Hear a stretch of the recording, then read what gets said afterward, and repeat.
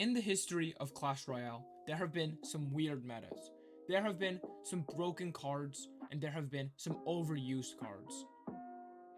Now, we might have just witnessed something top all of those other metas with this new Furnace rework. Let me give you some numbers to show you just how broken this thing was before its emergency nerf. On average, a card in Clash Royale should have around a 1 to 7% use rate, with some more popular cards like Log or Arrows having a much higher use rate, around 30% in Ultimate Champion. Normally, the most used cards in the game are Tower Troops, as everyone plays one of the 4 Tower Troops in the game. Normally, the Princess Tower sits at around a 75% use rate, with all of the other Tower Troops making up the other 25%. As of August 6th, 2025, the Evolution Furnace and Furnace had a combined 97% usage rate in the top 200 players. 97%. You were more likely to play against a Furnace than you were to play against the Cannoneer or the Princess Tower combined. The main problem with the Furnace wasn't that it was overpowered, which it was. It wasn't the fact that it was not fun to play against, which it wasn't. It was the fact that it could be used in almost every deck archetype. There were Furnace Expo decks, there were Furnace Beatdown decks, there were Furnace Bridge Spam decks, there were Furnace Graveyard decks. Any win con could work with Furnace, as it was such a powerful, versatile card. Along with this, Furnace almost functioned as a win condition. If you had no Furnace counter, then you might as well just quit the game, as it was the least fun card to play against, spawning Fire Spirits and having a crazy range with decent health and decent damage for only 4 elixir. There were literally no downsides to the card. As a result, Furnace became overused. It was in every deck, all the time. There were even decks with no win condition that could win games just because the Furnace was that powerful. For example, Furnace with MK and Boss Bandit. I don't know about you, but me personally, that doesn't sound fun to play against.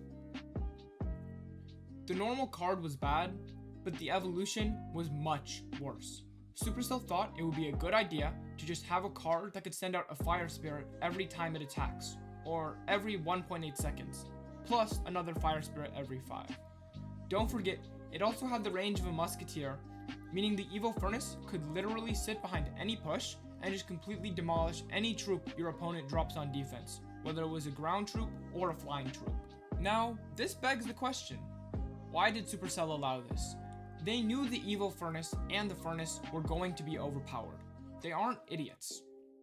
The answer is very simple. Money. Clash Royale is in the best state it has been in for years now, thanks to content creators, especially Jinxie, starting to make videos about Clash Royale more.